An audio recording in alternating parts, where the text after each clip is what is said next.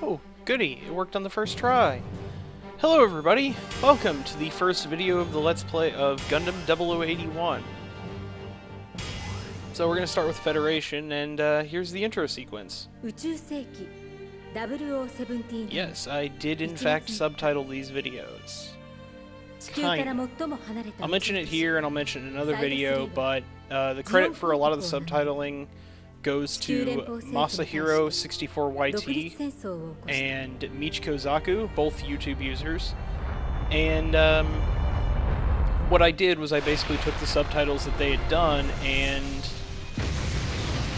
I rewrote them a bit because neither of them, I'm pretty sure neither of those individuals have English as a first language. So I wanted to get something that kind of sounded a little bit more like natural English. As a result, not all of this stuff will look right necessarily, but it's there.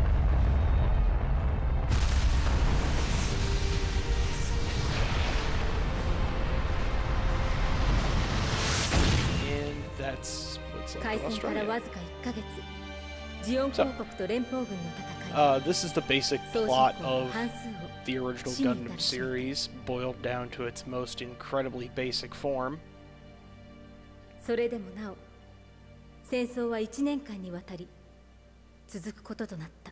Yes, 1 year, making it one of mankind's shortest wars ever. That's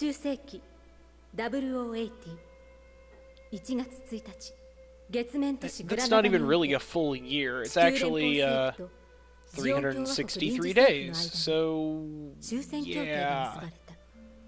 Kind of a misnomer, that 1 year war name there. But in any case, a little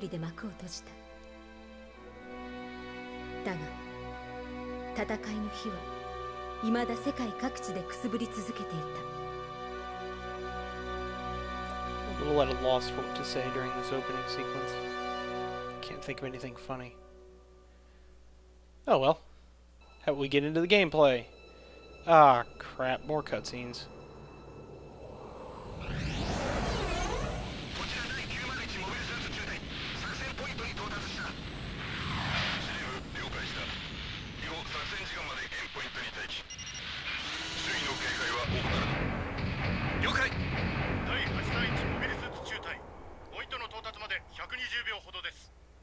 Yes, I translated 120 seconds to 2 minutes, because why not? Yeah, here's where things get a little muddy with the subtitles. I'm not entirely sure if they're talking in a manner that makes much sense. I mean,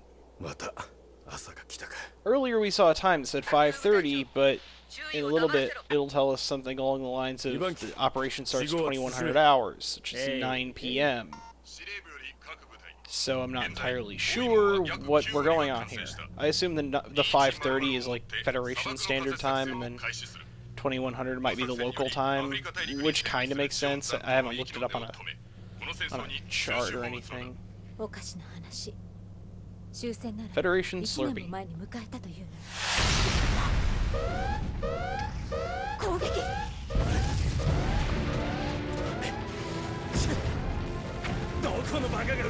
Wow, you really can't tell? That's shocking, really. It's just amazing. Oh no, it's not one of our... Yeah, sure, that's not obvious at all. Alright. Well, let's get in there.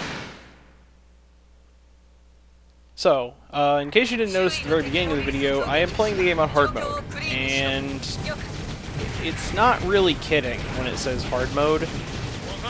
Enemies can and routinely will take you down in a very small number of shots, especially very early on when your suit has almost no armor to speak of. And I build suits for speed rather than actual armor, so that becomes a problem too.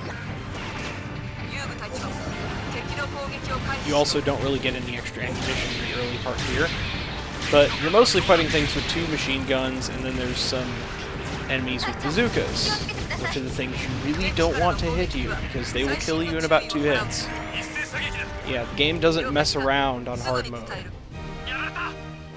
So here, what you're going to see me doing here, and you're going to see it happen later too, when I go through full playthroughs of stages, is you see me basically regenerating health. Yes, a giant robot game that has a regenerating health meter, kinda like Halo and most American first-person shooters. Except here, it's... well, there are some limitations. As you see, the bar only goes up about 3/4 of the way to what it was before, there in the bottom right-hand corner. That's kind of a limiter. Once your health drops below 50%, you can't get back up above 75%. And once it drops below 25%, you can't get above 50%. And once it's at that level, you better hope you're pretty close to ending the stage, because that's where things get really difficult. Yeah, Hugh Carter, you are such a douche. By the way, I am using naval ranking for the characters, and the reason is that that's kind of how it's been translated in America before, so that's what I'm going to go with. So, instead of using the Army rankings. Japan really only has one ranking mechanism that they use for Gundam, or really for any kind of military structure, I believe. It's a World War II style rankings, so... I apologize if these subtitles are a little hard to read at times. I tried to make it look as somewhat professional as possible, but I don't have any timing experience or anything like that with subtitles. So you'll have to bear with me on these early videos. Hopefully it'll get better for the later ones. In fact, I better get better for the later ones, because I've got a lot more of these to do. This is the first of about 20-something missions for the Federation side, approximately 20 missions, and the Zeon side has just as many, so counting that and in-between mission clips and information, I've got a lot of work to put into this one. That doesn't involve the fun part of actually playing the game. So, yeah, it's going to be a little while. Again, I apologize for this coming out over a month after I promised it would come out, but yeah, I got a video on that that'll be out very shortly. But I want to get this out first, so... Anyway...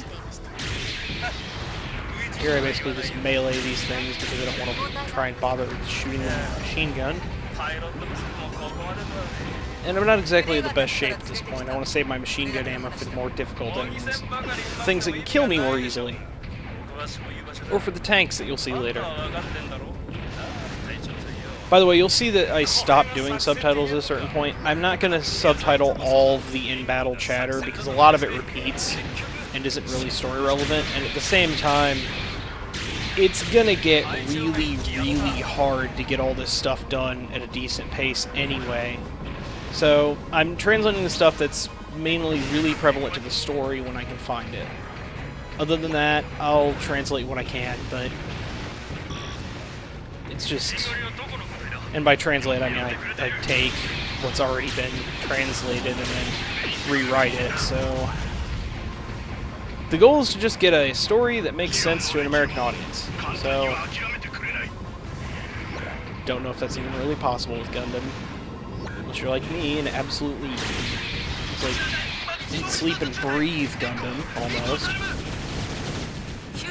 But, yeah, so we get a few more units to take out here. It's pretty basic. On our way to the back group of enemies. And they're going to shoot at us for a while. And I walked past the machine gun toting one because, yeah, there's one shooting a bazooka at. And that one needs to die first. And I fail horribly. And then I get axed in the back for my troubles. And so here's where I use the machine gun for effect. It's down. Got one more skulking around here, and yeah, this is kind of embarrassing, because this is the part where I thought I was going to die. You should have heard me swearing when I was recording this, like, beginning of the year. Yeah, it's been a while since I've recorded some of these early stages, so... I end up getting out of practice with the newer stages, so you'll see some inconsistent skill at times.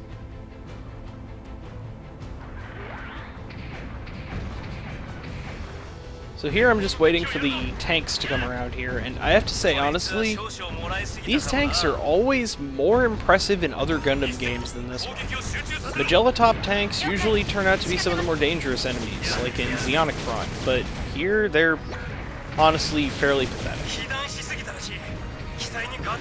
Those, and then I think I have one more suit to take out.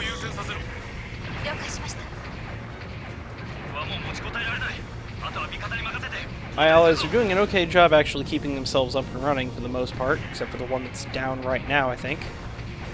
So, yeah, your allies are actually quite helpful in this game, but I'll explain more about how that works later. It's just important to note that you can actually set a group of orders that you can give to your allies, and you can use that later. But, yeah, here I finish off the mission, and, yeah, that's the end of the stage. Time for more story.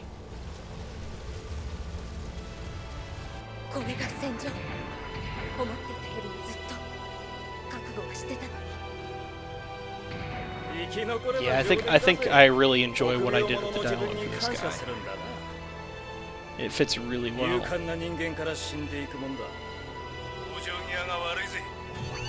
Yeah. And oh, that's so totally not even remotely a threat. And of course the standard, but if you don't finish off your enemy, he'll come back and kill you later. And of course the hero doesn't pay attention, which of course means that subordinate is doomed by the very same enemy later in the story. But I'm sure that won't happen here.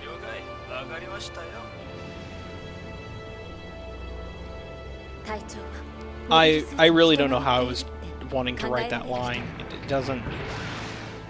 There's a lot more to it than what she says, if you know Japanese at all, but I couldn't figure out a good way to play that one out. So here you go, mission complete, which is where you get some points.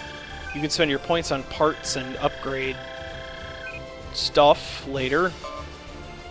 I'll do a separate video to explain how the upgrade system works, because I don't want to bore you with that every single time I change it around.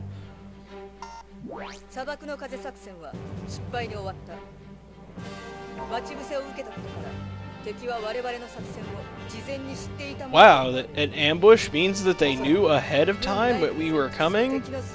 Wow, I could not have possibly anticipated that that would be the reason that we would have been ambushed. I would imagine we just walked into the wrong place at the wrong time.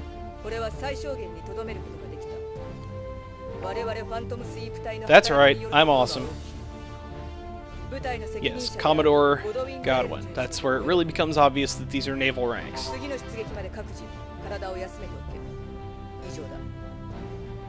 So, that's all for her dialogue. And then we get one last little snippet from the main character. And I'll shut up for this one. So I will talk to you in the next video, and thank you very much for watching this one. We'll see you next time. 急速に軍縮を進めた連邦軍は局所的な戦力不足に陥り、ジオンの残党の後手に回るという失態を犯した。連邦軍はこの局面を打開するため、ゲリラ総統を主任務とする遊撃特務部隊を設立。それがファントムスイープ隊だった。平和が約束されたあの日から1年と半年が経過した。だが人々を祝福する鐘の音は聞こえず、乾いた銃声ばかりが届けられる。終戦とは一体何だったのだろうか。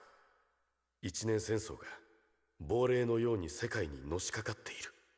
いや、亡霊は私の方かもしれない。